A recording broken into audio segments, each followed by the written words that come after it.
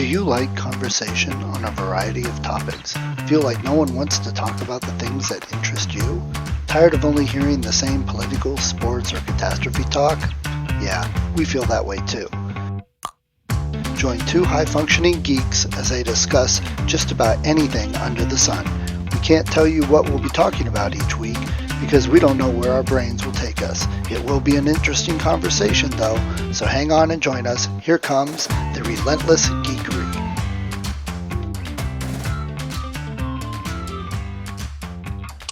All right, good morning. Let me get video on and voice on and all that good stuff.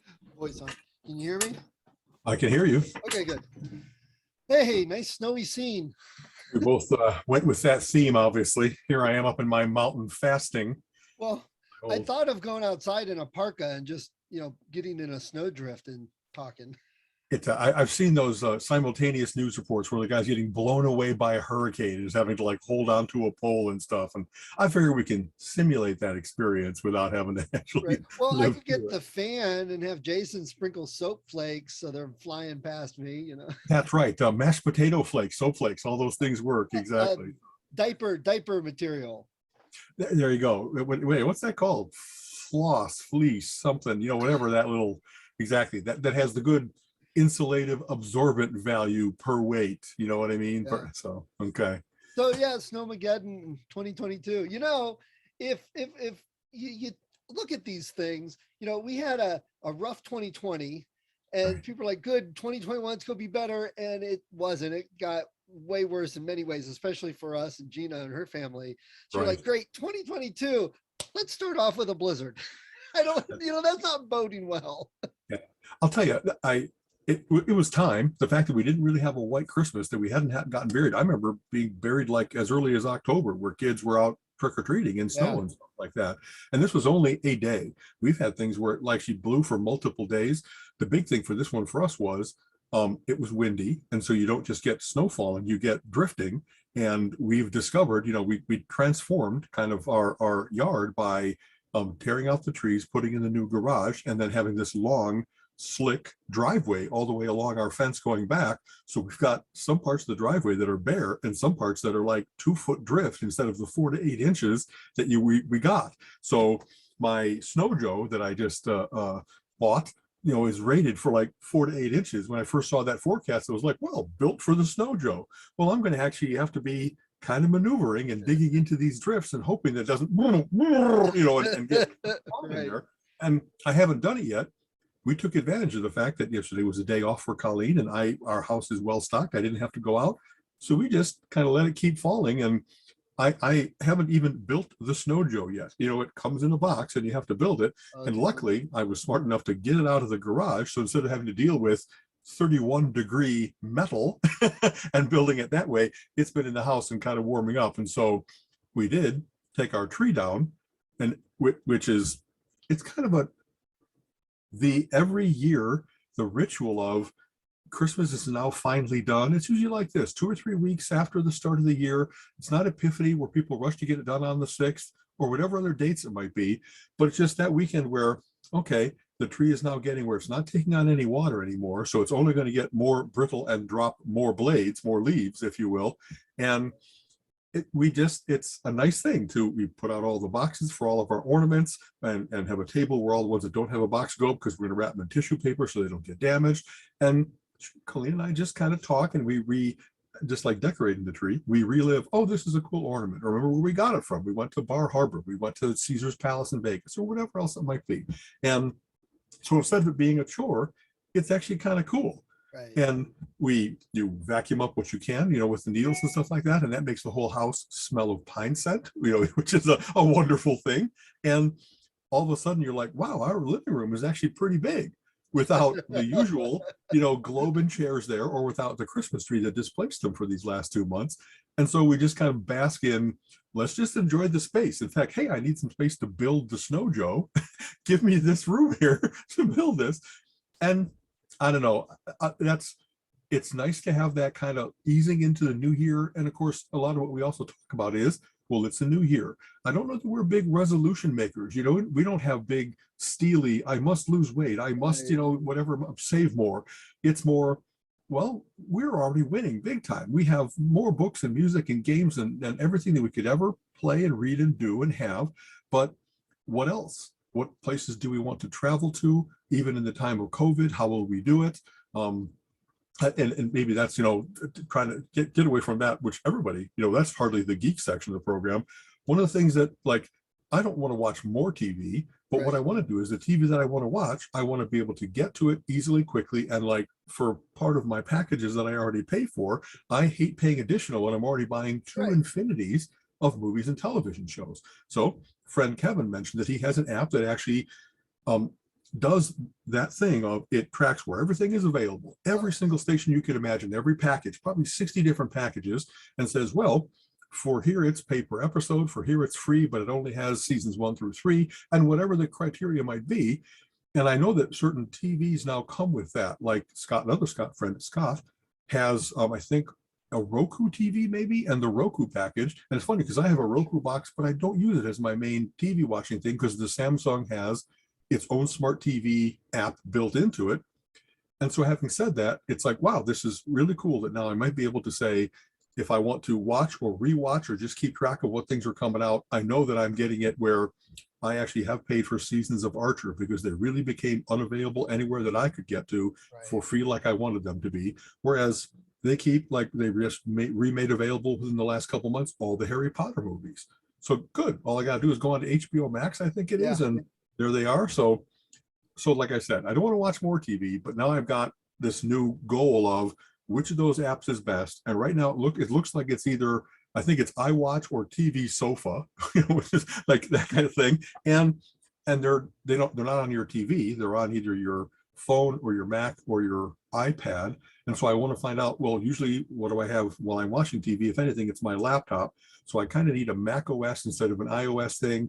And in my mind, what I'm thinking is I kind of want a grid that I can view of all the different things instead of this little postage stamp phone screen that I'm, even if it's all in there, it's kind of like it doesn't give me the array, the whole panorama of what might be available, and therefore make it more easily for me to choose, more easy for me, you know. So do you use anything like that? I mean, because you have also multiple providers, I think, right?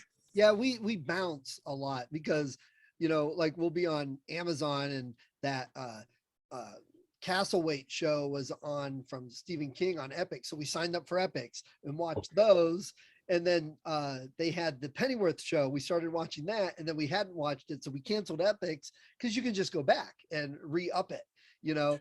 And I always worry that I'll forget to do that, I'll forget to cancel, and all of a sudden I'll see another like $10 a month charge. Oh, I wasted money. And not really, maybe that'll prompt me to go, we'll go back and watch it. But I don't want to be, it's kind of funny. I trust my memory, but I don't want to be that I have so many things going on that it's a big tangle. Yes. You know what I mean? And I love that app. I'm going to have to look that app up because that's the thing I'm running into is I love movies. I love my TV shows. I love watching them, but I'm finding more and more that even the stuff I love, it's like, well, hey, let's watch this show. And I'm like, okay, yeah, I guess I'll sit down and watch them, you know, because I'm like, I want to go pick up the you guitar. get saturated. I want to play some games. I want to go walk with the dogs outside. You know, so I've kind of hit this spot where it's almost less TV, but here's the funny thing where it's like, oh, you've got everything available. And in a sense you do. My kids have had more stuff they could get out of Snap, but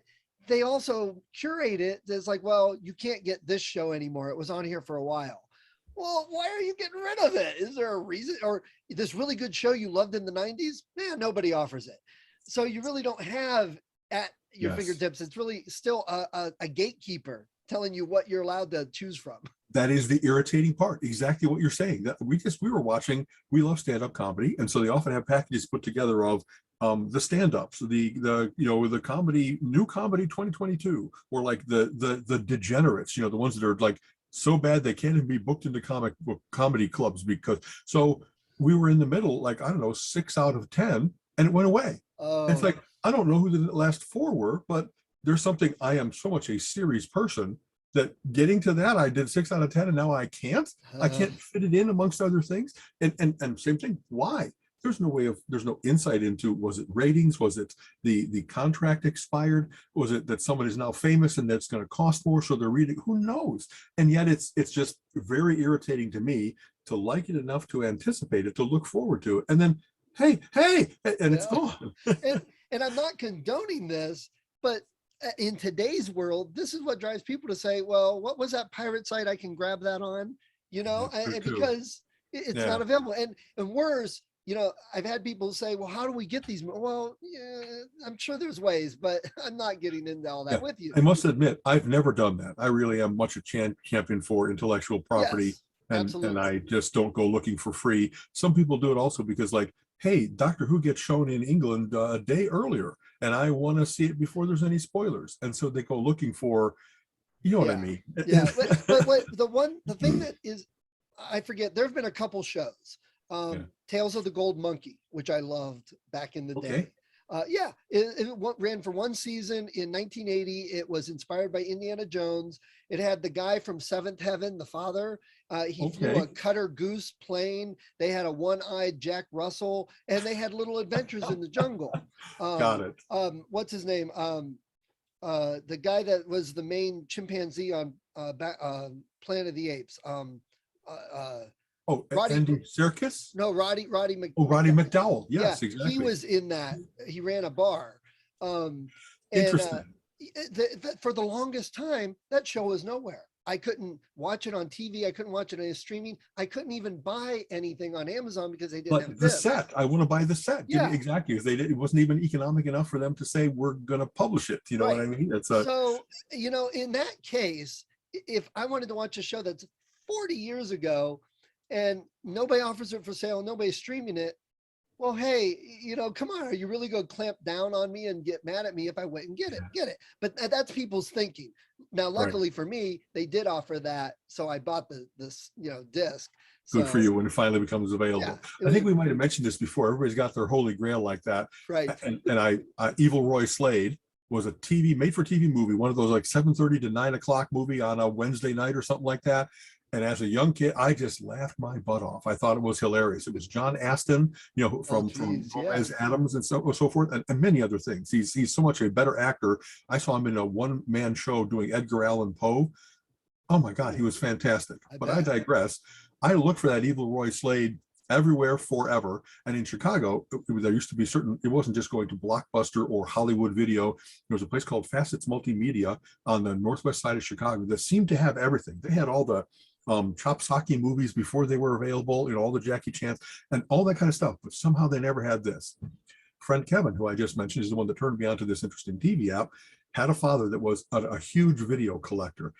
And back then it really was not as easy to be a completist. You know what I mean? You really had to seek these things out, and you couldn't buy, if you weren't a video store, you couldn't necessarily buy everything. They really did seem to kind of restrict content and stuff. And yet he had amassed a big released version collection as well as taped versions of various different things, and was part of this interesting, from what I understand, network of, there always have been tapers, and then they kind of find each other, and so then they swap things back and forth. Australia, this guy has all these cool things and so forth. His father was able to get me a copy of Evil Roy Slade, and I just was beside myself. I was so happy after I had not seen this thing for 30 years, and of course in watching it was like, man, I had a different sense of humor when I was young, like a 14-year-old idiot sense of humor, because there really were still some very funny parts. But I remember loving the entire thing, and a number of things were just like, okay, that's just silly. That's just sophomoric. That's just, so sometimes you don't want to meet your idols, if you know what I'm trying to say. You know what I mean? When I finally got this thing that I had and of course I had told everybody about it. So I don't think we had a watch party, but at least, my girlfriend at the time was like, yeah, we're going to see this great movie. And then she was kept looking over at me, you like this? Because it wasn't quite Three Stooges, which would have been the full eyeball from the lady to the guy usually, but it was silly. It was silly. Yeah. So having mentioned the disappointment that we sometimes feel, what did I just discover? Turn up on HBO Max? Fringe. Oh, they have Fringe on there. Fringe is available again. Nice. I loved this series. Yeah. I liked the first couple seasons. I agree. It when it was still doing kind of like Supernatural and X-Files and stuff, where it was like a monster of the week, an interesting pseudoscience menace of the week, and then they got into multi-world and more spy and just that kind of an intrigue type series. And there were already those elements in it from the start. So I'm really enjoying, sometimes when you rewatch something, you're like, oh, that's where they laid the ground for, yes, he's not who he seems and stuff like that. But I'm just so happy. I really have been looking forward to rewatching that. And it somehow hasn't been available for all this time. And again, I don't know why, but maybe there's just a big board where they say, got to give this one 20 years, got to hang it there like a salami and let it ripen in the basement. And then eventually it'll be good again. And I like where things, even it holds up very well. You know, science has advanced in 20 years. And so where there's, they did a lot of cool speculation, and some things have come true and some things are still, no, that's way out there. But especially for this one, the pilot episode is fantastic. They introduce all these great characters. You know, Olivia Dunham by Anna Torv, if I remember correctly, is such a perfect, the science investigator, foil, brave, you know, the roguish partner, if you will, that she actually kind of shanghais into doing work because he's kind of a career criminal, and his father, man, Walter Bishop, John Noble as Walter Bishop, is a character for the ages. How he didn't win whatever appropriate Emmys are for best dramatic, best you know, fantasy series, etc., etc. He just plays so well that, like, he's brilliant, but he's crazy, and he got mood control issues, but he's but has much incredible tenderness, and not in a way that, like, you don't know what he's going to do next. He's just crazy. No, it really, really is good character development and just good reveal of what was going on, man. So I have not quite been binging it, but I'm giving myself like 2 episodes a night because I really want to enjoy it. And they're like, you know, they were an hour, but without commercials, they're 40. And so it's like, wow, we're really going to spend an hour and a half every single day. Yeah, I really have missed the show. And it was, I mean, it was a good show on its own, but it came at the perfect time because X-Files was winding down when that picked up, and it had that blend of not quite the monsters, but it had that sci-fi-ish other worlds and other dimensions and stuff. So it fit that same, you know, scratched the same itch. It did. That's a great way to put it. And you know, that's obviously just that there's any number of shows that owe their inheritance to Kolchak the Night Stalker. Yes. And the guys who ran Supernatural even talk about that he was kind of doing a Kolchak Scooby-Doo. I just read a thing about this, that it's obvious where the roots come from. And this had the same kind of thing where, you know, it's like, there's got to be a big reveal at the end, but like X-Files, there was multiple conspiracies going on.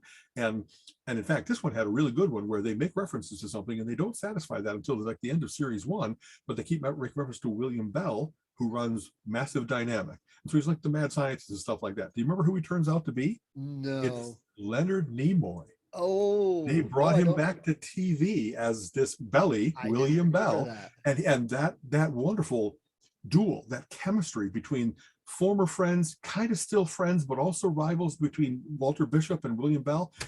It was amazing. It was really, really good, and they really built it up. So when they first showed it, everybody in America, wow! You know, everybody they cared about the series. It must have been perfect casting.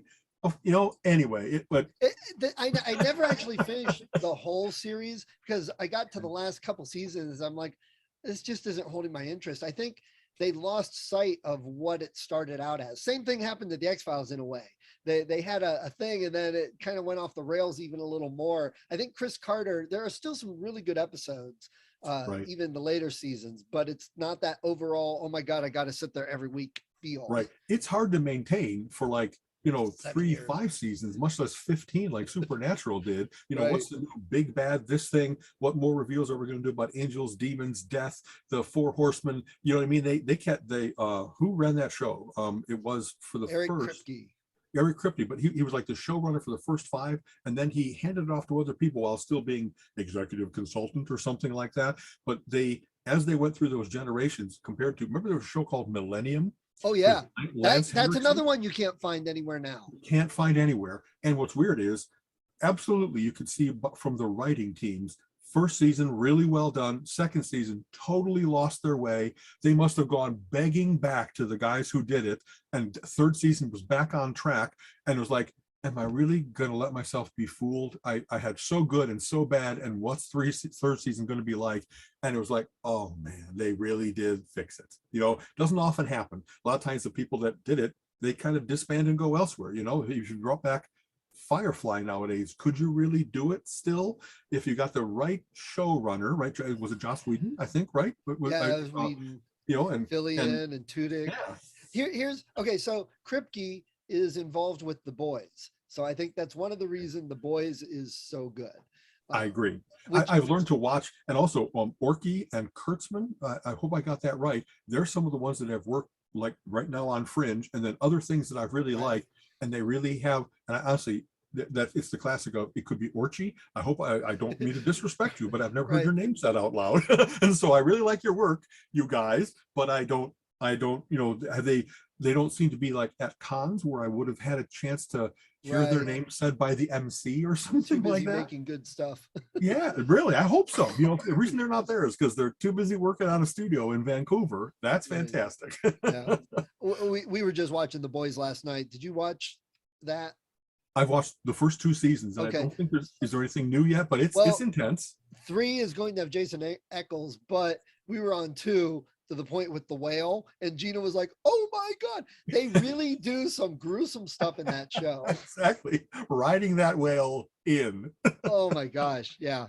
That's a great comic book series. That's where the show, as good as it is, it has not been as good as the comic book series was. The comic book series was good for at least the first 5 years of it. Yeah. With just, I love people that are very aware of what's going on in comic books before them. There's already 60 years of history when this started up, and yet they know how to just flout those conventions enough, just make it that it's like, if you really had that kind of power, you wouldn't necessarily be a Boy Scout and things like that. Well, Garth Ennis is a genius. I mean, if it has his name on it, I'll read it. Same here. Story. Garth Ennis, Warren Ellis, there's certain people that Jamie Delano, who did Hellblazer for a long time, Alan Moore, there's certain people that I guess that's it. Like we're talking about with showrunners, anything that I see Eric Kripke's name on, it's like, all right, pull up the chair. Whatever he's doing, I'm interested. I'm just curious because he's proven himself in terms of quality over time. Yes. You know what I mean? So speaking of all these great TV shows, Fringe and X-Files and Kolchak and The Boys, everything else, my new favorite show right now is Peacemaker. Oh my God. It's kind of another, Kevin, we're when we start to be able to go to comic book movies again, there really was a bunch of us that every time that there was a premiere, we'd go there at Thursday night at midnight. Maybe when we were younger and we could handle fucking up our Friday. But nowadays, usually they release them by 7 o'clock. And so I will, of course, add you to the list. You'd be making the farthest run in. Kevin lives in Hudson, and we got a couple, they're all over the city, but we usually kind of gather at maybe Valley View. For all the listeners, those are local theaters here in the Cleveland area. They won't mean nothing to you, but just to let you know that the draw of comic books is enough to have people come in from all the satellites, from Ice Station Zebra, and watch this movie together, and then have dinner and talk about, oh man, it was good, it was bad, it was et cetera, et cetera. Valley View is probably my favorite theater in Northeast Ohio. It's huge. It sounds good. Lots of seats. Every theater is good. Instead of there's the 4 main ones, and there's a whole bunch of little pocket theaters that just don't give you the same. I love that wrapped around you kind of the overwhelming experience, the big screen, the big sound, and many of them have that. Exactly. So having said that, Peacemaker, exactly. DC finally did a Marvel series. Who knew? Yeah.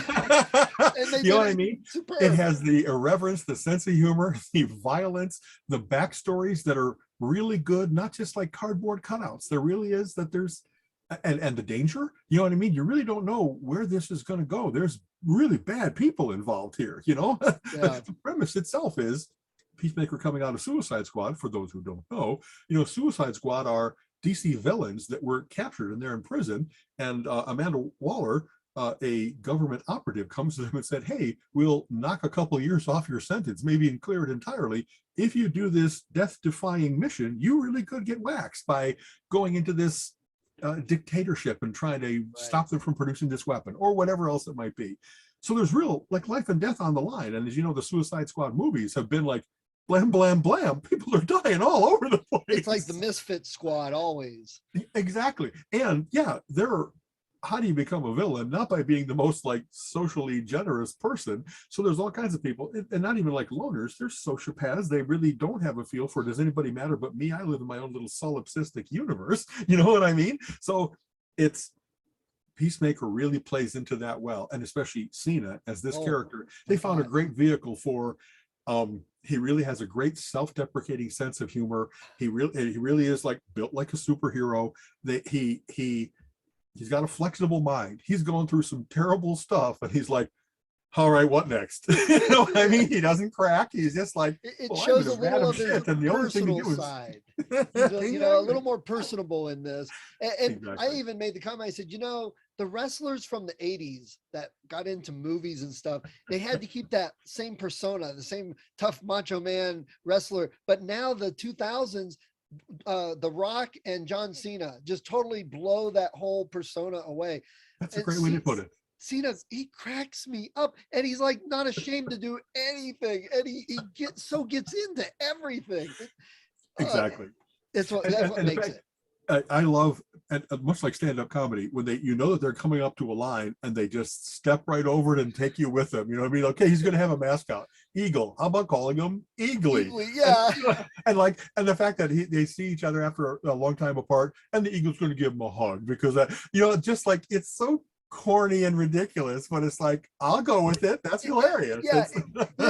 When people talk comedy, like movies and stuff, your standard quote unquote straight comedy movie, most of those don't get me going. I'm like, I don't laugh and stuff. This type of thing, I'll laugh my ass off and watch it again and laugh again. And when it started, the very first episode, didn't really know, oh, Peacemaker, great, let's watch it. You know, it started off good. And then they did the opening title credit. And I'm like, I am so sold on it. It's hair metal music that they're doing a like weird cumbersome dance to, and they're all doing it straight faced. Right. And not just the heroes, but all the supporting characters, you know, the old guy that's the neighbor across the head. Just like, yeah, the old guy. Yeah. And I agree. I mean, that the fact that they're having so much fun with it, you know what I mean? That they would do that. Like, I don't know, what else is known for dance sequences? Like cheerleader movies or Bollywood movies, you know, where that whole big plot of what it almost seems to end in 100 people dancing. And it's like, that's just such an interesting cultural tradition, and it kind of hasn't caught on here. So this isn't that. It's not the whole neighborhood in the streets like in Fame. Remember, there was a movie called Fame. But the fact that like every one of them, some are really good, graceful dancers and so forth, and others a little bit more wooden, but they're all in. It's cool that they're all just willing. Yes, I'll teach me the steps and I will do this.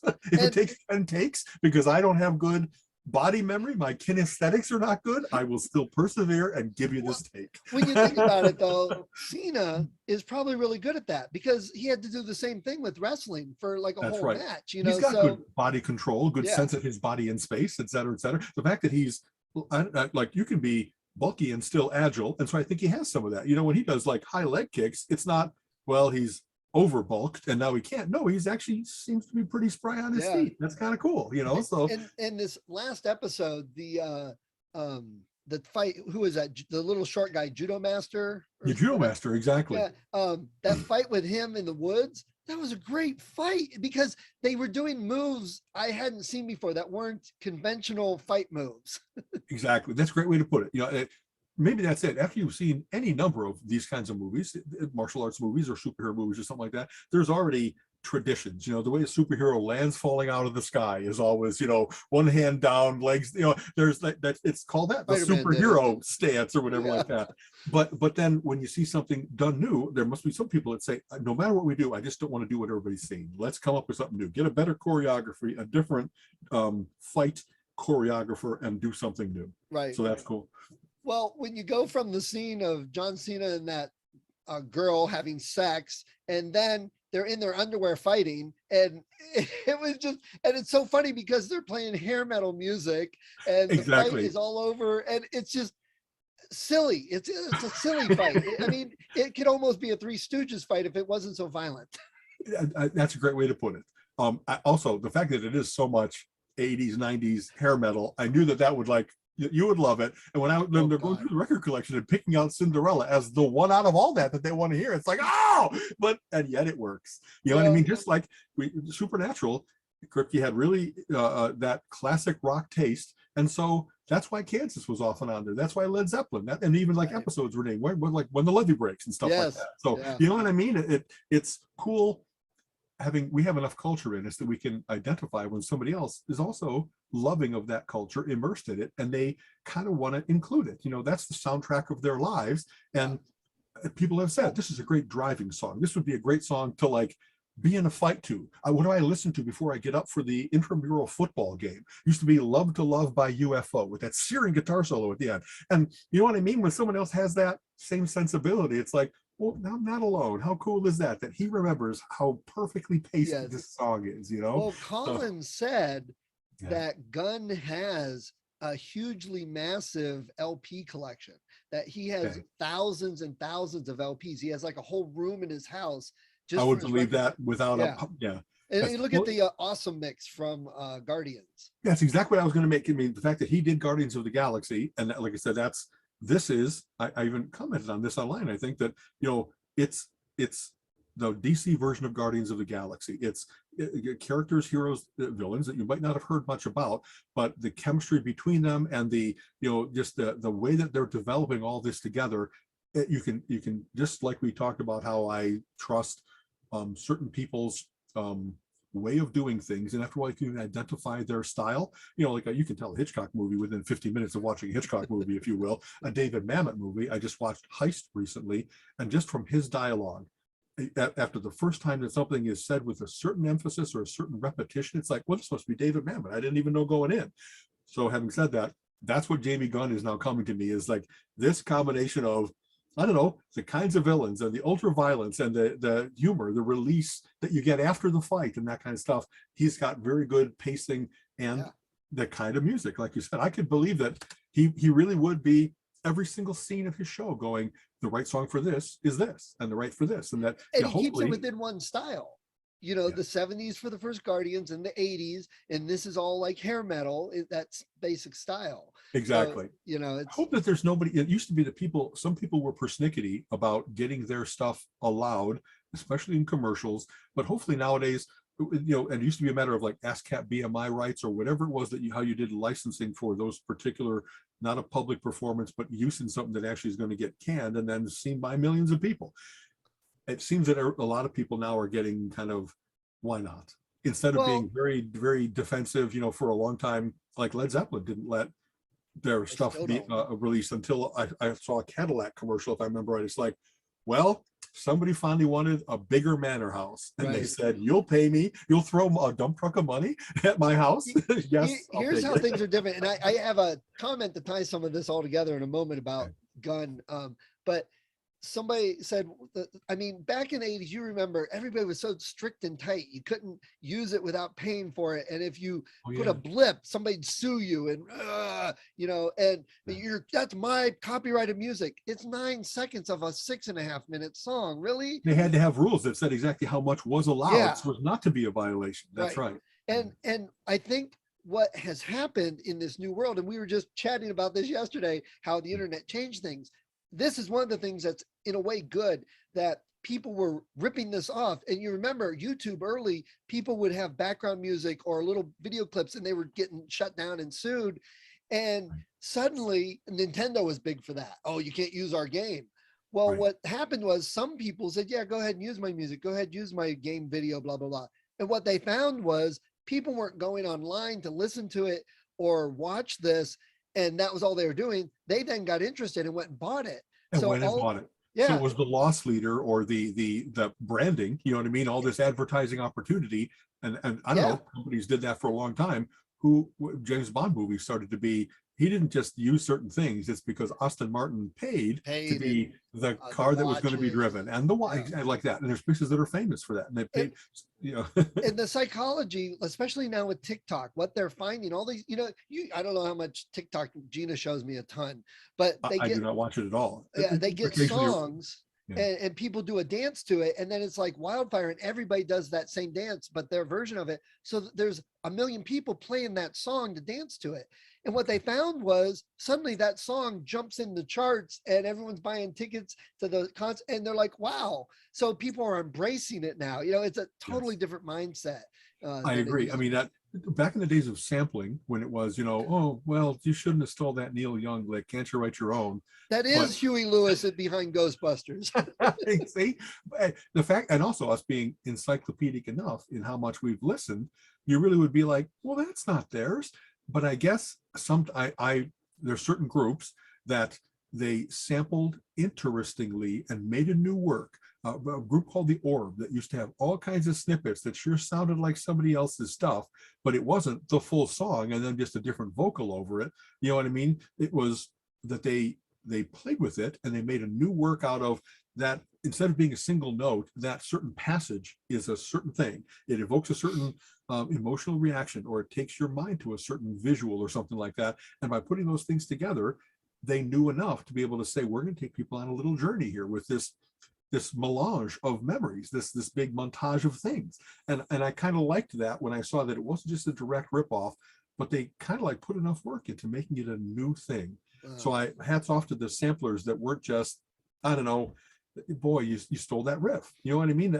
How many, because there's court cases, as you know, about My Sweet Lord versus, where George Harrison was convicted. And I don't know, to this day, it seems like, wow, that's hard to say about a Beatle. They must have absorbed every single blues and folk and every influence up till then. And if they use something similar, but the song to me doesn't sound, in the song, it doesn't sound like it's a ripoff. But when you take things out of the mix, and it might have the same spine, and then it's like, well, was that early sampling? Was that early homage? No, they actually, you know what I mean? So there's been enough, I don't know, court cases about that. And nowadays there'd be so many court cases that they kind of have had to let that window slide for how much is fair use is not the right term for this, but it's like that, how much is it? I love you that I'm going to use your riff as compared to I'm going to steal from you. Right. So anyway. So you mentioned Gunn and the music, and we were watching Peacemaker, which if anyone listening hasn't figured it out, go watch it. It's such a good show. It's really good. Got to be prepared for a certain amount of violence, a certain amount of vulgarity. It's not for kids, if you will. It's not for kids. And yet it sure isn't. It's not torture porn. It's not the worst crap that's out there. It's a good superhero show that's maybe more realistic in if Peacemaker is like a guy with a lot of guns and has worked as an assassin and overthrown governments, that he's not always a nice guy. And the people, the government association that he's working for, they're the dark arm of the government. They're the so anyway, it's as saying, when I see James Gunn now, I'm like, okay, I kind of know what to expect. I know I'm going to trust it. And I compared that to Joss Whedon, which we just mentioned, that when I see Joss Whedon, I know what I'm going to get. And they're both geniuses and masters, and they make great movies and great shows, but they have such a completely different style. You get something completely different from both. If Whedon had done Peacemaker, it probably would have been wonderful, but totally different. But different, exactly. And by the way, Fringe, I think, is J.J. Abrams is the main guy. Yes, that's right. It's an Abrams show. But Abrams, it was his show, and he did, as you know, a bunch of other things as well. Whedon might be known for Buffy the Vampire Slayer. Whedon did, bear with me, Firefly. Abrams, right? Buffy. Firefly. Darn it. Alias, the one with Jennifer Garner, right? I think that was Abrams. So there are certain people that just that I really liked what they did enough. Was that Abrams? Yeah, boy, I think so. But didn't he do ER or one of those? He might have done a more conventional show first. Yeah, it might be. Also, let's see. There was one called like Dollhouse. Yes. Remember that? And that was a real mind blower in terms of playing with identity. And I like Westworld is like the inheritor of Dollhouse, you know what I mean? Where there really are artificial beings, and when do they cross over to become a real sentient human? You know what I mean? When are they not only their programming, but actually their own experiences and thoughts and so forth? And how's society going to deal with that? Part of the horrible fantasy of Westworld was people going there and saying, hey, I can do all these things that I can't do in society without being a criminal act, and so they screw and they kill and they, you know what I mean? They're that some people, they want to go to paradise and experience paradise, and some people they want to go to paradise to shoot it up. And it really showed some horrible aspects of human nature in that show. So anyway, you know what I mean? The fact that people are embedding in these shows that it's not just, hey, a new adventure every week. There's huge main themes about the path of technology and who are we really? You know what I mean? What brain pattern of us is enough? If you cloned me and I then diverged in my life, what is Alan 2? Is that still me? You know what I mean? Right. So, you know, obviously Firefly is now kind of so old, it'd probably be difficult to even do it with the same one. I did hear they're working on a reboot, and I'm like, man, that's going to be a rough sell.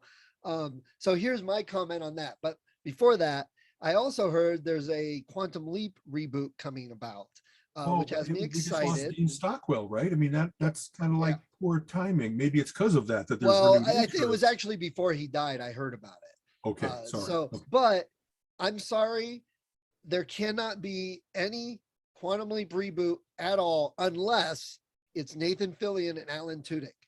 Tell me anybody, any duo you can think of that would be better for those parts than those two. They have good chemistry. They would be good for those two parts. Yeah. You're right. That would be a good thing. I hope that Hollywood is saying the same thing, or whatever, you know, the studio land is saying the same thing. Yeah, yeah. But if we can't get a new Firefly live action, why don't we get a Firefly animated, like Clone Wars or something for Star Wars? Because they could get all the actors for their voices. They don't have to have the likeness. And they could do this set between the show and the movie, so you don't have two people dead.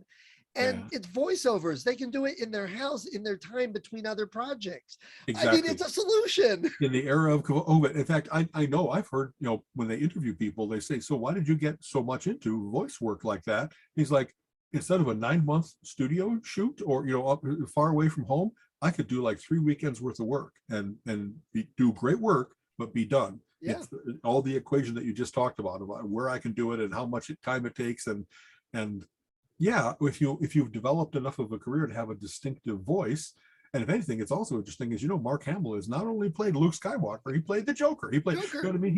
He's had various other characters. And so it's like, that's a cool thing to be able to extend your career, expand your career by doing animation. Yeah. So that would be my idea. There we go. So let's see.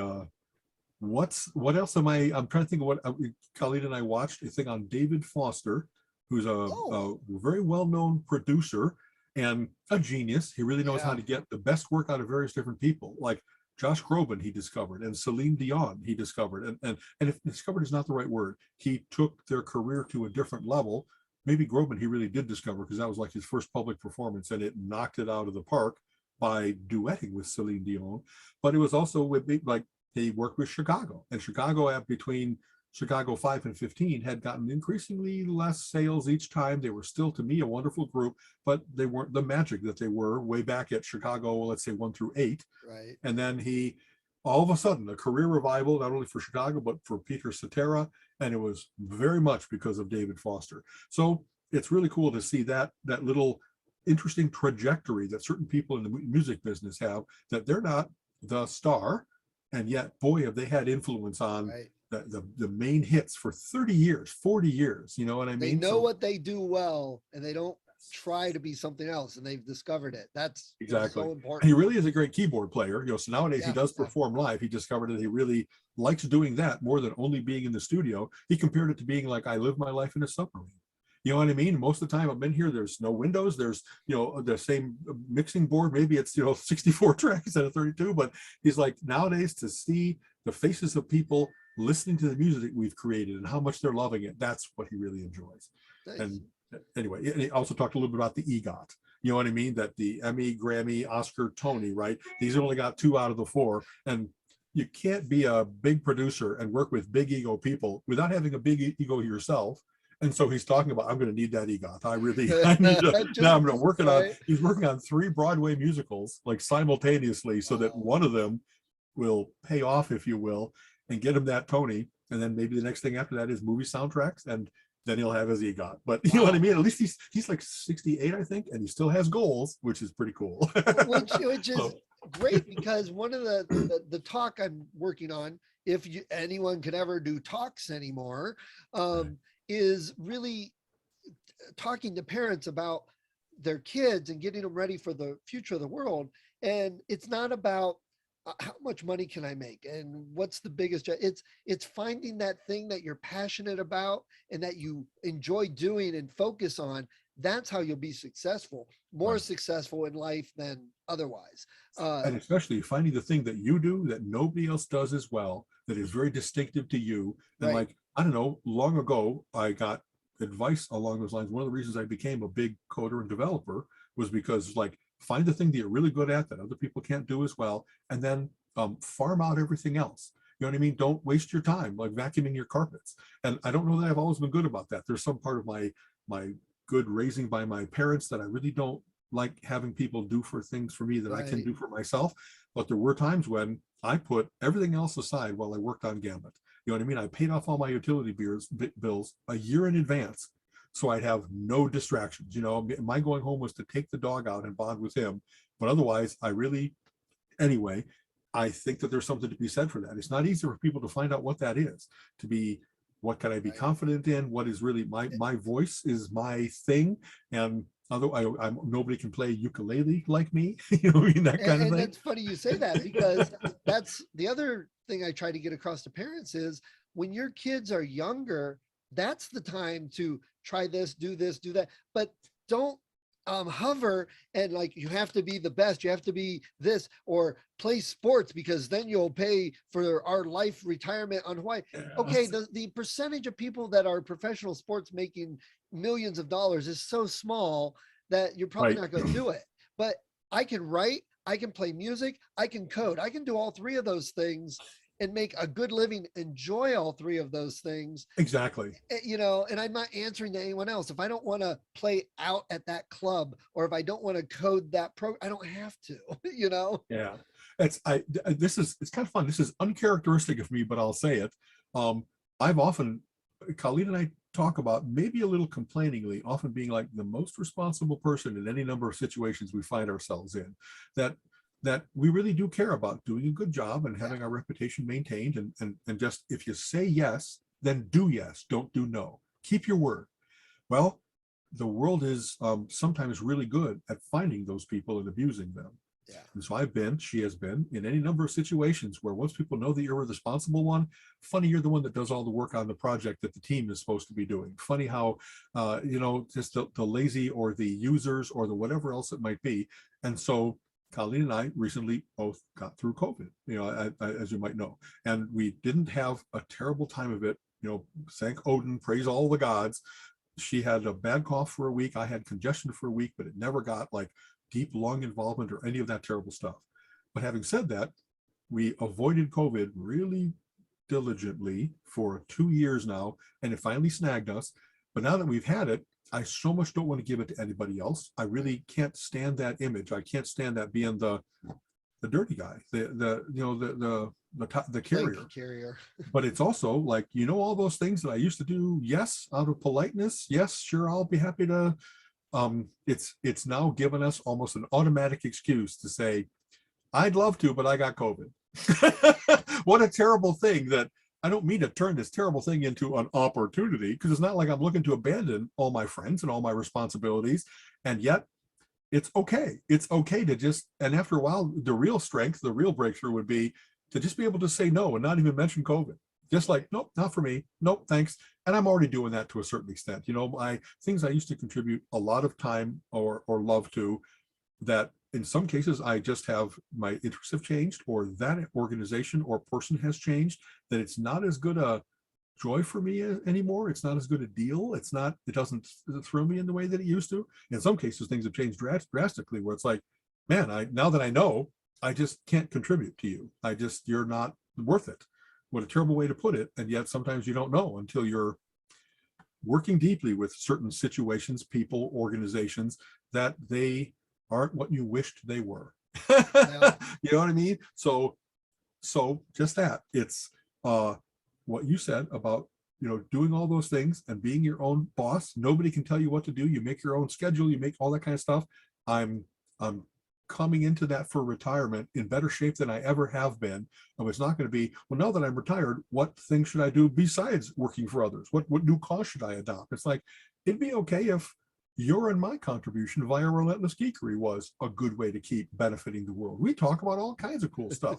The world would be much better if they watched our shows and read our books and you know what I mean? Jump off of the bandwagon. Yeah, like that. You know, and so what if everybody has a podcast? Nobody else does our podcast. No. We do a great thing. We are so full of cool information and good humor and enthusiasm. I listen to our episode that's like, this is great.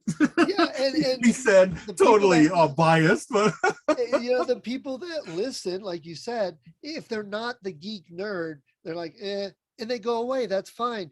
But right. If they are, we keep getting positive feedback. And just in case, hello to Danny.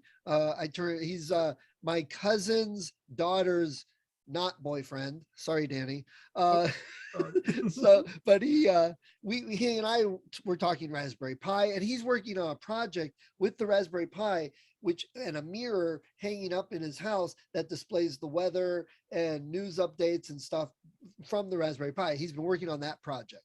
Very cool. Yeah. Yeah. So I love that, being able to dabble, but in a skilled way, so that we're going to create new puzzles. We're going to create better Christmas light displays. We're going to create new wildlife photo capture. Yes. You know what I mean? All these things that we can be good at. It might be that there's not a big payoff but it can be. It can be that this thing is like, well, the whole world says, I've always wanted that, and I just didn't know it until I saw it. Yeah. So yeah. I'm glad you mentioned that. I'm going to totally shift gears a second. Let's run with it. Before we forget, that's the challenge. Come by Thanksgiving, we've got to each come up with a light display that we've programmed, and we're going to compete. We're going to see what we come up with and some things. I really will. I'll invest. I'll find the right light sets. You know, I'm really enamored of the 100 by 100, you know, yes. The 10,000 light webs that you can string on things, and every one of those is programmable. And honestly, having said this, I have no idea how much those things cost, but they can't be skillions, right? They have to be, and maybe I'm thinking 10 by 10 to be 100, and then serially hook together a whole bunch of hundreds. I will find the way that the guy at the Maker Fair said, I did this, and the wife might have been a little bit weirded out if she knew how much I spent, but now it's a forever thing. Now we get the best lights display in the neighborhood forever. And I've got some cool ideas, you know, program wise, because you can totally control it. You know, not the standard where bing, bing, bing, bing, bing, bing. You know, you start thinking about it, and you come up with some good ideas. So yeah, that we got to do that. And I if I didn't mention it, we'd get to July and be like, oh crap, you know. That's true. It is indeed that to start to investigate now, like I mentioned when we talked about last week about development environments and multi-platform and stuff like that.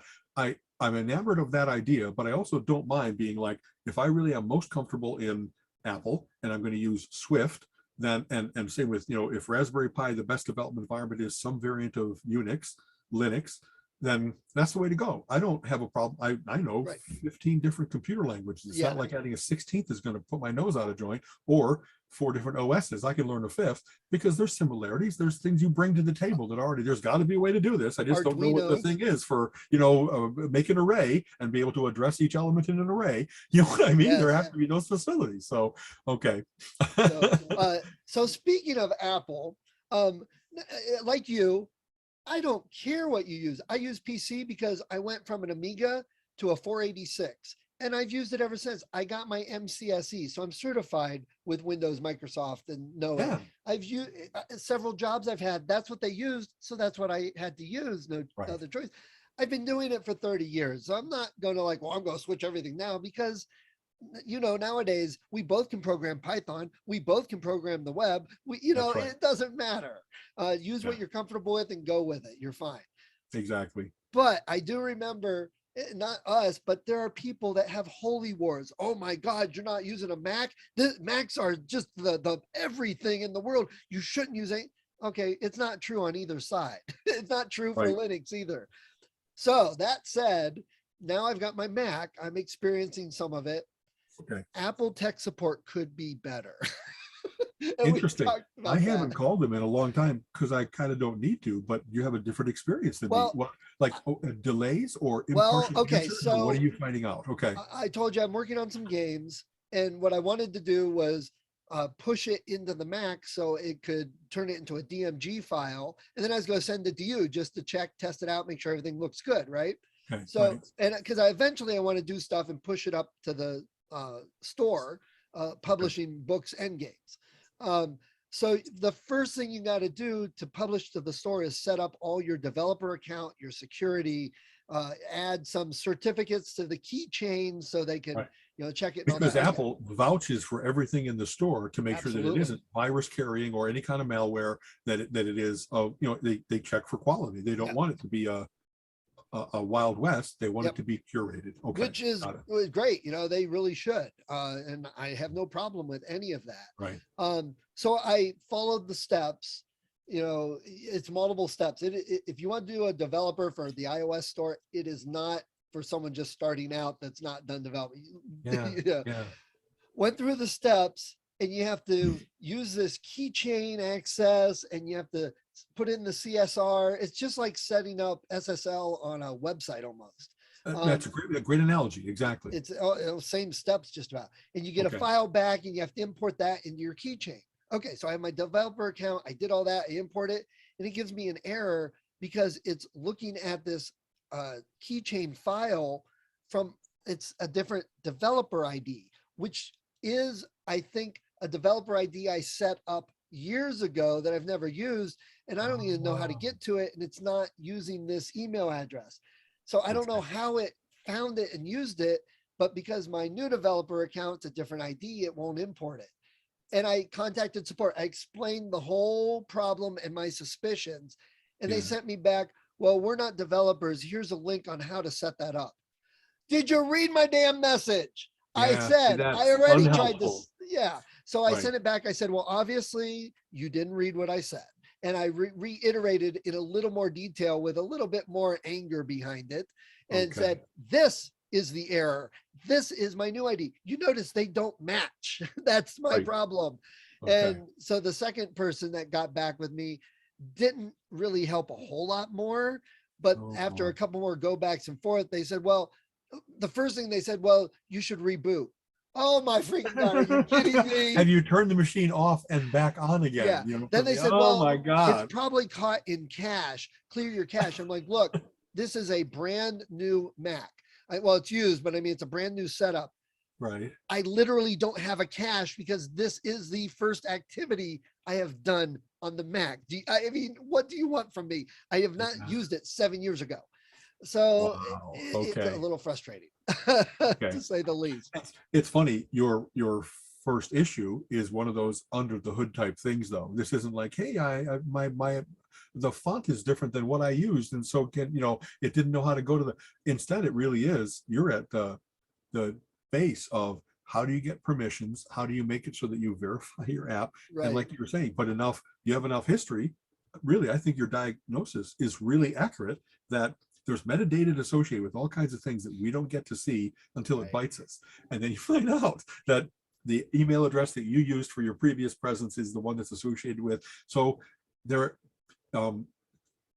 if they're not giving you satisfaction, I know that Apple has a really good knowledge base that you can go and do a search and try to find a very specific, good answer from a deep tech person.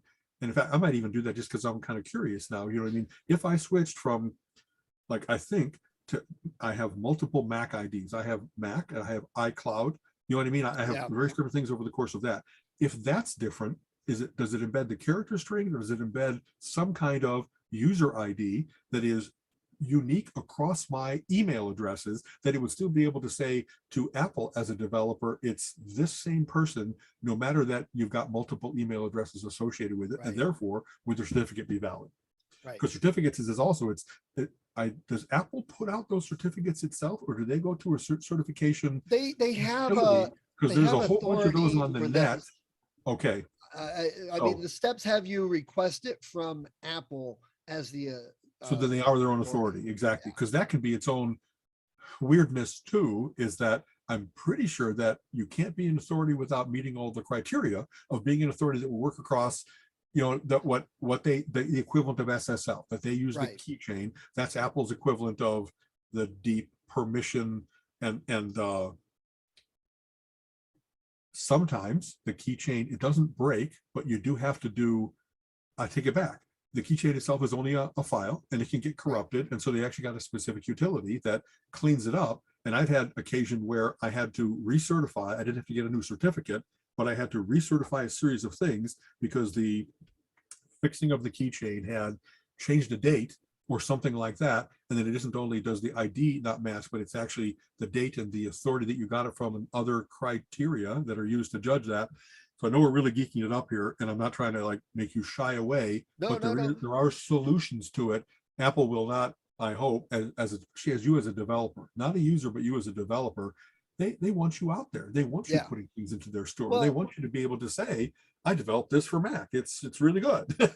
You know, it's like we say, I've got a software engineer mind. It's like, oh, something's broke, something's not working. Let me find a solution and fix it.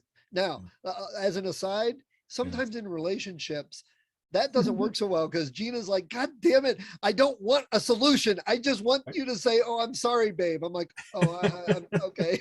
Because I often consult with Colleen now. You know, do you want advice? Or do you want sympathy? And I will be happy to listen. And sometimes she's very good at like, no, I was just kind of venting. And sometimes she's like, I'd love to hear what you have to say. You know, so she's good about. She doesn't take it as my being patronizing or my, you know, I don't know what to do. I'm not really that fumbly about it, but I know just that. And it's not only a software engineer. There's all kinds of books written about Mars and Venus, and guys are like, what a problem? Let me jump on that problem with an axe. You know what I mean? So I have no problem going in, doing some research. You know, I like to fix it. It just seems like everything tech wise is making me pull my hair out. You know, I was trying to set up Cordova and I just stopped. I'm like, I'm done with this. I may go back to it, but I was getting some of the different errors setting it up on Windows as opposed to on Linux. And I'm just like, if I'm getting these errors everywhere you go. Exactly. You know, screw that. Oh boy. And the 3D printer, I still haven't got a good print. I was going to show you my first prints. It's literally a mess of little spiderweb garbage. Is it really? Oh boy. Okay. And again, it's a problem. So I'm like, I need to figure that out. But it's just, it got a little frustrating because there's the company doesn't have a lot of good help. Apple's different. They have good help I can get to. Okay. You mentioned that you had to go to the fans, the users of it. They have a really good knowledge base, but also a good forum that people are on. Got it. Okay. So the 3D printer, I think what the problem is, and this I haven't figured out, your bed has to be hot enough to keep the adhesion. And if the bed cools, it will lift up and then it moves as it's moving around. And it just gets, and that's what's happening. And so it sticks at some places, but not at others. And then it warps or pulls or, So I went into the control panel, of course, you know, there's no good instructions. You just have to look at it and, there's temperature. I set the temperature. Great. Bump that up a little higher. Exactly. I let it heat up. I'm like, great. It's at the right temperature. Print. And I'm watching it. The minute I hit print, the temperature starts dropping back down to 200. And it's like defaulted to 200 and it won't accept me changing that. Yeah, so it's got an envelope that it thinks is correct, safe, whatever for that material. Interesting. Well, but that's the thing. They tell you that raising the bed temperature and nozzle temperature is a solution for some of these problems. But it won't retain it. It's defaulting back to the initial factory reset. And so you're supposed to be able in your slicer software set the temperature of what you want this to run at and a profile, and then it'll embed itself into the code for the printer. So I tried that and sliced it and spit it out and took it down there. It still did the same thing. I'm like, well, what, I'm like, I don't mind looking for a solution. But when I'm looking at exactly what it should be, and I'm doing what should and fix the system is defeating you, it's fighting back. I'm like, screw that. This is bad interface. Now, there is a firmware update for the control panel and the hardware. So I need to do that. But they released 2 different main boards for this system. And there's no easy way to find it other than flipping it over, popping the bottom off, and reading what it says on the the serial manual. number or whatever. Exactly. The And I'm run like, number. seriously, I mean, okay. I repeat, it was $150 for new tech. It's a kit that DIY makers use and love. It's not a top of the line machine. I get that, but come on. Yeah, not even you would think, how are they going to get you to love this, to make it so that getting the first print done is easy? It does run out of the box after assembly. Yeah. And not quite. No. Oh, so boy. Okay. That's going to be a project still. But the thing is, it's been so cold outside. Our living room's a little colder than the rest of the house just because of where it sits with the wind and stuff. So I don't know if, especially at night, because we turn the temperature down because our room gets too hot. So I think it might just be getting too cold, but the bed should stay the temperature I tell it to. Okay. So Man. we'll see. Wow. This is kind of an odd thing, and it just sprung to mind. I'm aware, of course, that it's molten plastic. That's how it builds these things. And 200 degrees is the first time I heard really how molten it is. I worked a summer job at a record distribution warehouse, and we used to, put a whole bunch of stuff in boxes, and then you have a glue gun, and you blip, blip, blip, and you seal it up. And if you didn't put the right amount of glue on, occasionally that would seep out past the edge of the cardboard. That kind of hot glue on your finger, man, if you want to know what it's like to be in hell. So I'm thinking, man, you're not going to like reach into the printer and touch your thing while it's printing, because that's 200-degree plastic. That is an automatic burn. That's terrible. Yeah. I hadn't thought about that. Maybe that's also why they have cases around it, is not only to keep dust out and stuff like that, but so that you won't be tempted to be like, how you doing there, buddy? I don't know. Yeah. So I'm good. What it is, I just need a couple hours of dedicated time, and I just really haven't had the gumption to sit down to do it. Hear you. It's just a little frustrating, but here's my other update. What we did get instead, also, this is thanks to my cousin. The Oculus. Very good. Yep. Very good. Okay. So my cousin has one and his wife has one. They have two. Gina, I put some videos online of Gina. We're going to make a TikTok channel for Gina's 3D adventures, because I swear to God, we're about to be rich with that, because she really on there, immerses herself. Oh my God, she's yelling at things. She's flashing, and she's swearing like constantly. She's on the roller coaster, and she's like, oh shit! Ah! And we were laughing so hard at her. That's and yesterday hilarious. She was walking with dinosaurs, and she's yelling, shoot, and she's bowling, and she's like, oh, it's dripping on me, and she's moving, and that's very cool that she gets into it. Yeah. You know what I mean? That's, some part of my, like, am I too ironic to enjoy a 3D immersive experience? Because I'll be like, well, that's not real.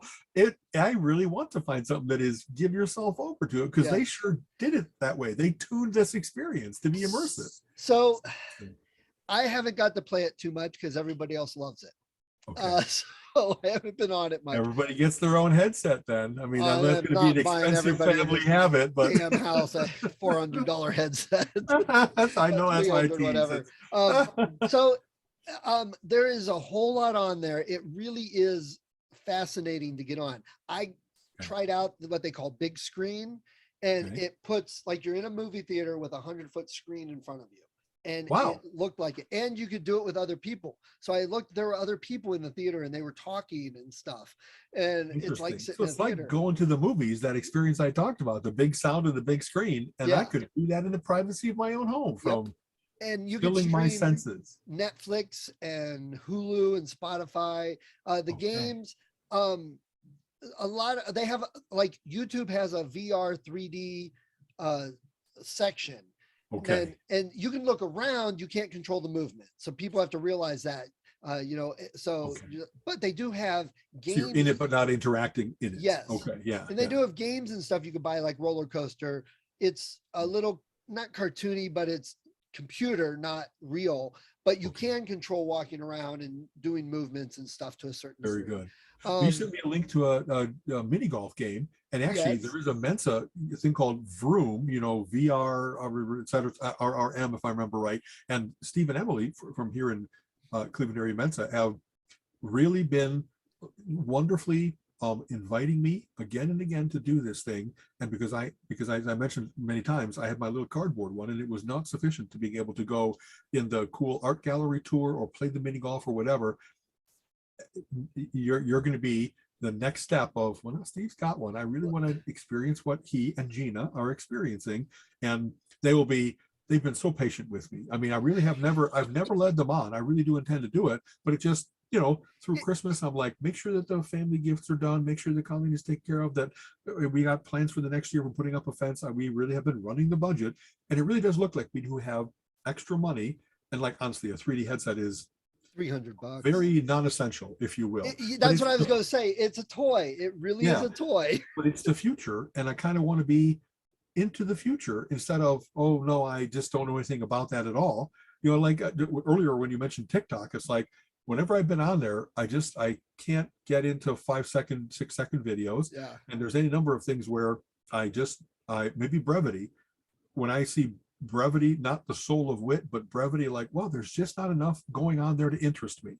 But then they're going to repeat it. So then it bothers me that it's like, really, you think that seeing it again is what's going to make me happier with this experience? So I'm not designed for some of the things that are out there that are all the rage currently.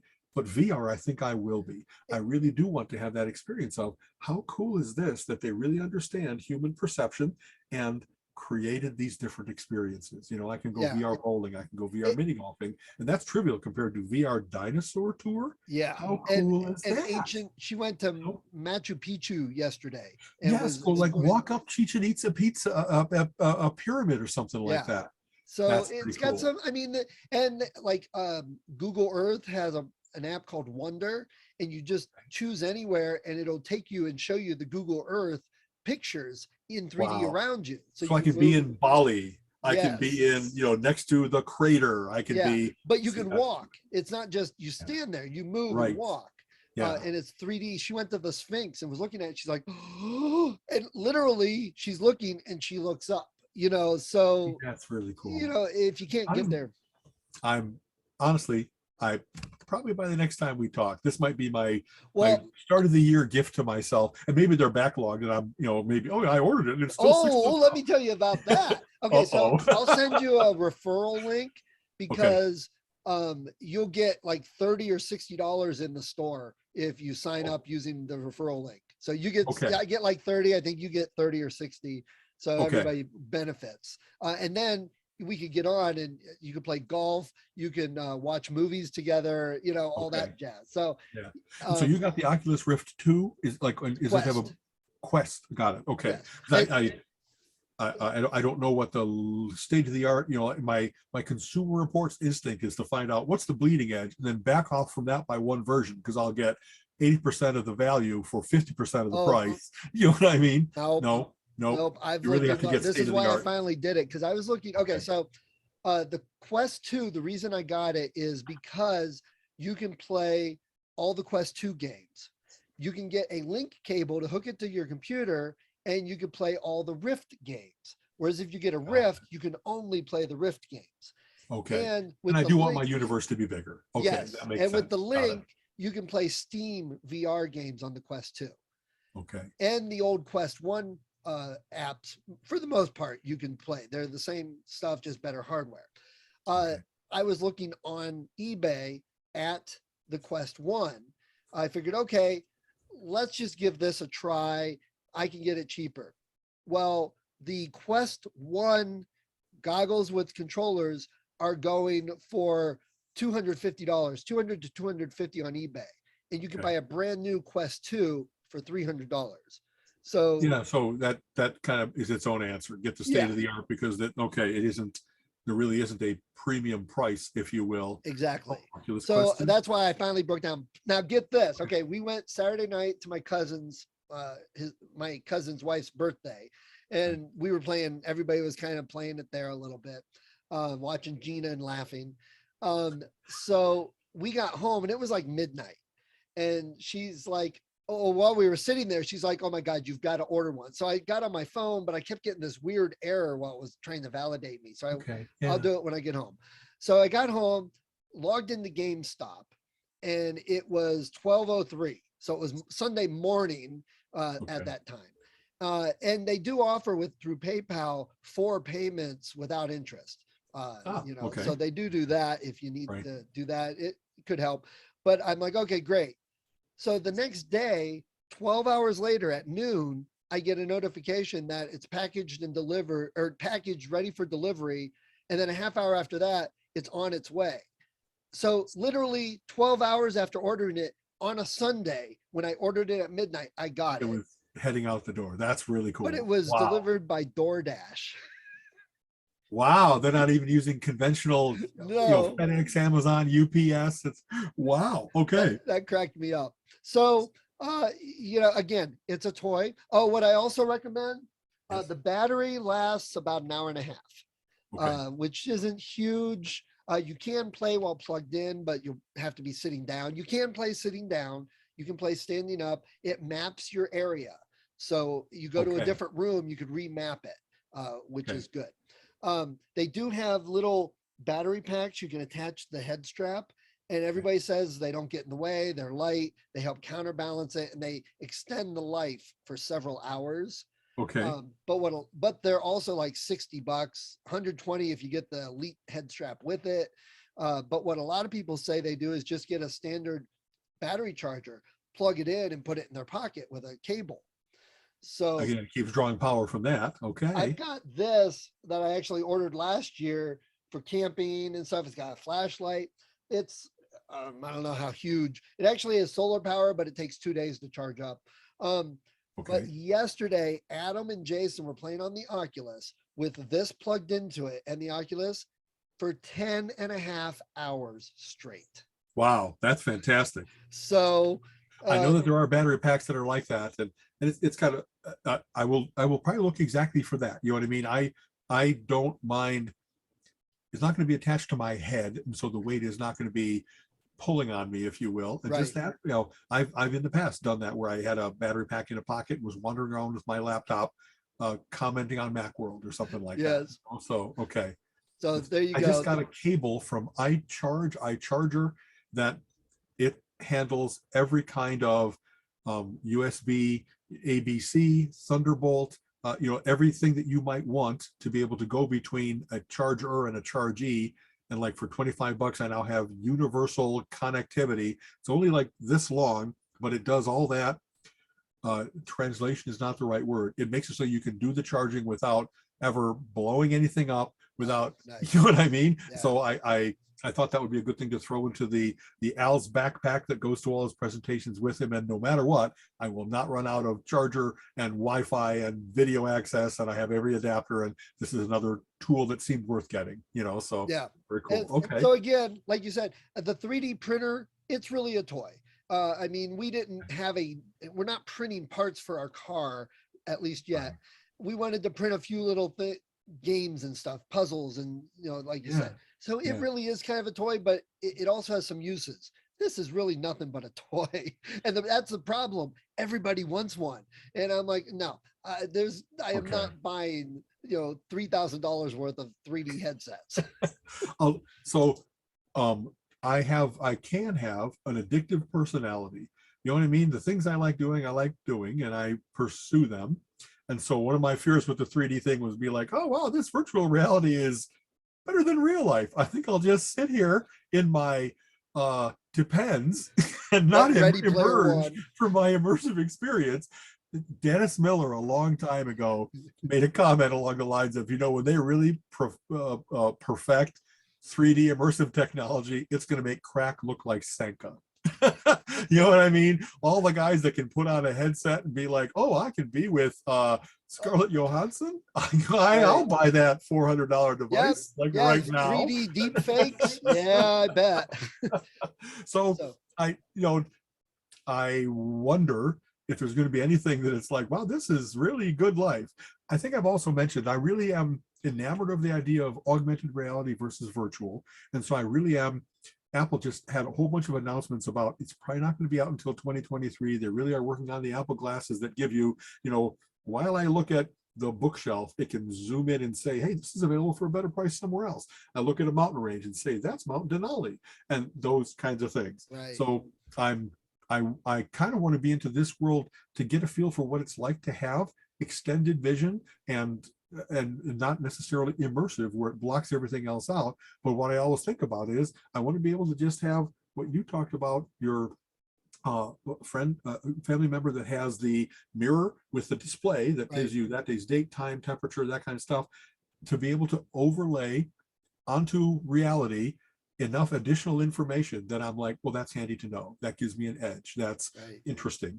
That kind of thing. You know, to be able to walk around downtown Toronto and have it say that is the Pulaski building, and it was built in '83. And you know what I mean? I love that idea. I don't want it to be that it's a distraction, but I really would love to have it be that I'm not fumbling in a guidebook. That just seems so analog compared to digital. I mean, you know, there's plenty of sci-fi there of all the bad things that can happen and go Black Mirror type stuff. Exactly. That's right. Okay, before we go, here's my book recommendation for the week I've been reading. It's called A Broken Thing Where Her Heart Should Be by J.D. Barker. He's the guy the author I was working with last year writing. Exactly. It starts off in the 80s, but it progresses through time. But essentially, I would say if Firestarter had a sequel, this would be it. Interesting. So with a few little name changes and a few little things, this could directly be the exact same world and setting as Firestarter. And honestly, a reference to like Stephen King, and not it be like better, you know, better or worse, but just like contemporary. That's pretty good praise to be like, wow, this is Kingian. You know what I mean? That's pretty good. And in fact, at the beginning of it was the other. He wrote another book. I even commented to him where he visited the Eventual Things store. Interesting. Needful things. Exactly. So he put that very in there. good. So this one, it's an interesting book. It's different, huge. It's one of the big ones. So did you ever read? Was it Fritz Leiber that might have come up with this? Isher's Weapons Shop. It was like a number of fantasy, not science fiction, fantasy sword and sorcery type things. There was a particular store that you went to for your weapons, and it was Isher's, and they all started to use it, if I remember correctly. So it was kind of a shared. They all just said, why not? Let's all use this place, and that maybe even our heroes can bump into each other. You know what I mean? Isher's Weaponsmith or something. I should know it perfectly, but I know it's Isher's. Anyway, okay. So I just finished reading the latest by Richard Kudry, the Sandman Slim book, and at the latest, I read number 4 now, so I'm working my way through the series, and they're still really good. They're creative and vulgar, and they play with the whole, not only do they have the mythology of angels, devils, Nephilim, and stuff like that, but now the elder gods have been introduced, that maybe before our universe, there was a previous universe, and they kind of want to penetrate back and eat it. And so, you know what I mean? So there's all kinds of good stuff there. And having finished with that one, I'm now reading a book called I'm Dying Up Here. It's a history of when stand-up comedy kind of shifted from New York to LA because Johnny Carson shifted. And that was so much the way for comedians of a certain generation to get anywhere near national acclaim, is to make it onto Carson and then actually make it and be invited to the couch, because that was the benediction from the king, if you will. And so everybody who saw that example of Freddie Prinze got a show, Jimmy Walker got a show, am I going to be the next guy? And it's of course a tale of triumph and tragedy, that some people really were good at what they were doing, the Jay Leno's and David Letterman's, but there were also then friendships and fallings out, and who were the people that were manipulating the system, the agents that were happy to pit people against each other because there's only so many slots. And it's really an interesting book, because I know so many of the people in it from having seen every stand-up ever, but I don't know, of course, all of their backstories and what they did to grow in their career and stuff. So it's kind of, you know, reading about comedy is kind of like dancing about architecture. You know what I mean? It's not not necessarily the best medium, and yet it's interesting. I'm enjoying it, and I got it for Colleen for Christmas. And you know, nowadays there's like, excuse me, I gave you that gift, but as soon as you're done with it, I wouldn't mind reading Homer it too. Simpson gift. So we regularly, kind of hand things off to each other. So that video for the Walkabout mini golf, did you actually watch it? No, I have not. I'm sorry. I should have. I knew we were doing this, and I just. That's okay. I didn't. What do you think? Here's why I want you to watch it. Okay. Listen to the background music. You mentioned that I should be able to identify it. Okay. You should. Okay. Yeah, I will definitely give it a listen, and I'll post or make a comment, or we'll talk about it next time or something like that. There you go. Very good. All right. Quick trivia. Okay. Peacemaker Yes. has Robert Patrick, who was in X-Files also, which we mentioned. Yes. He is from Cleveland, if you didn't know that. I didn't know that. Okay. And he has a kind of famous brother. Do you know who that is? Wow. Like Neil Patrick Harris? I mean, No. Is it the same name? It's not the same last name. It's the same last name. Oh, wow.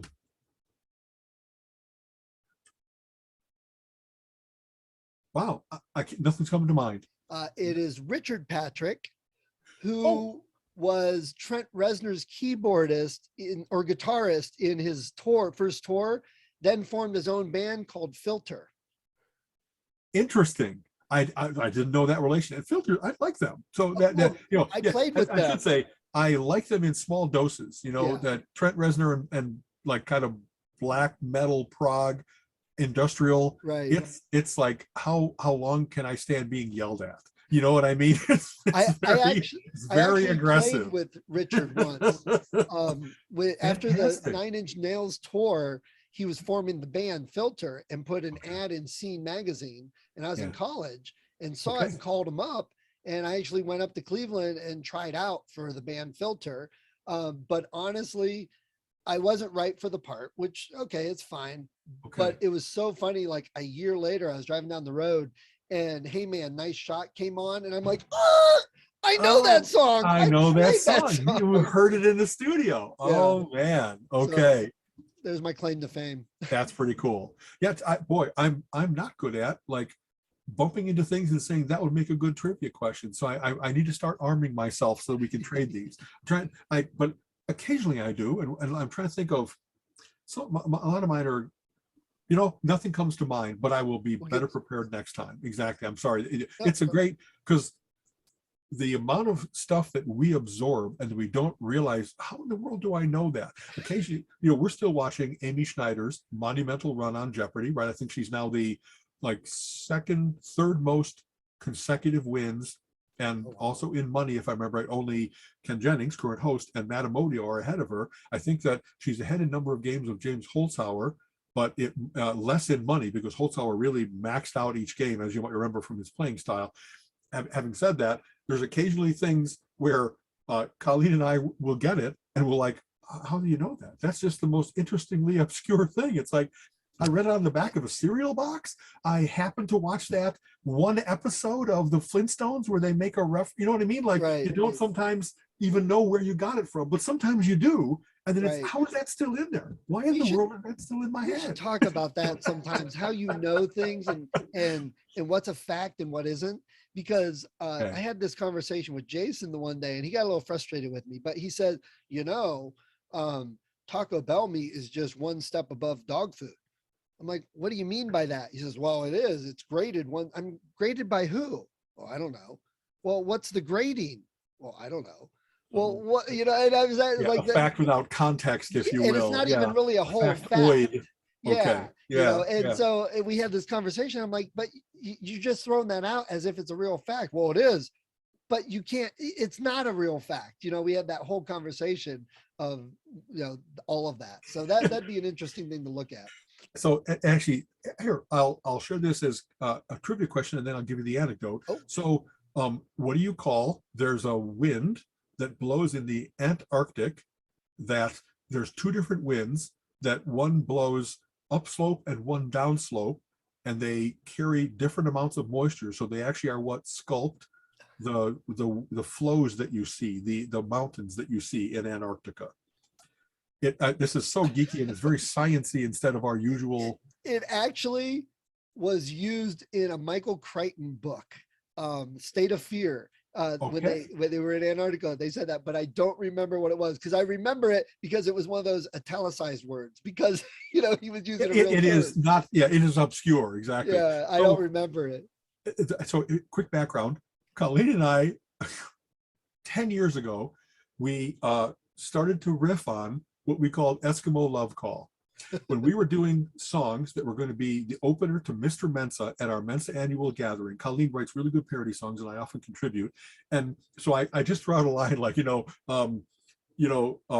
I told her I loved her, but she'd have none of it. And, you know what I mean? And we just started to rip on every Eskimo thing we could think of, mukluks and umiaks and whale and blubber and all the kind of stuff. And I threw out catabatic.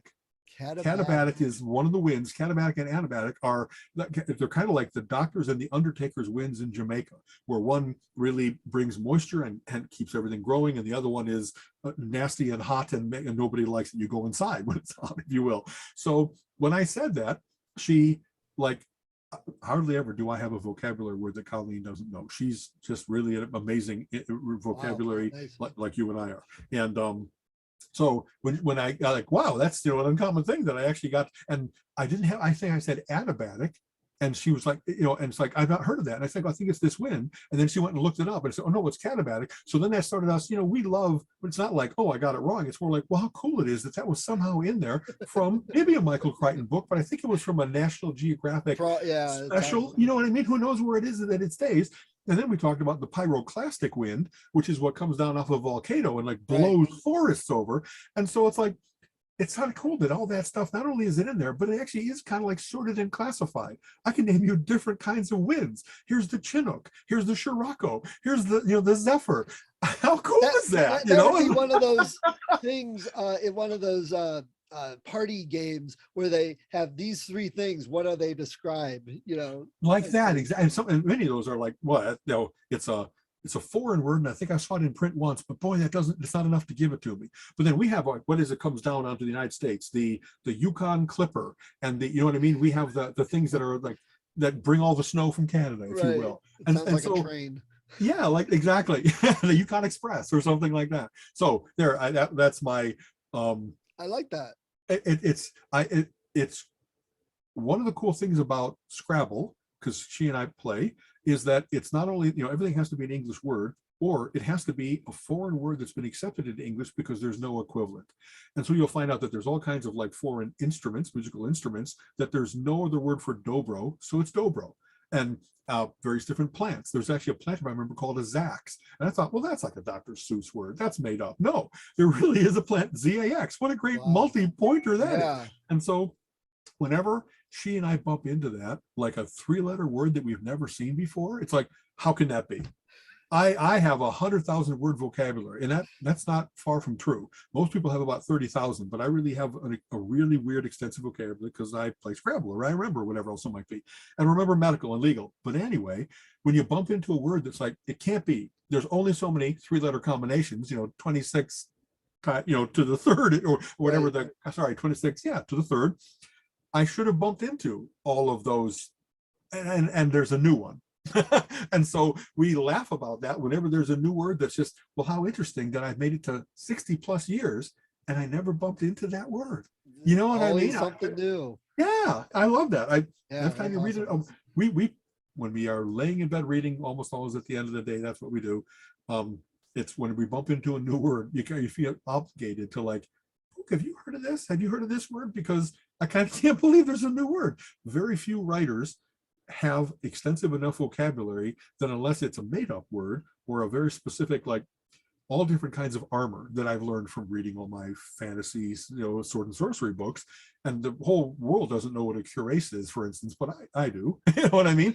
But having said that, it's kind of a fun thing also from playing Dungeons and Dragons. Yeah. When you went down the list of what you may be able to buy for 2 to 2,000 gold pieces, and it's like, well, what's it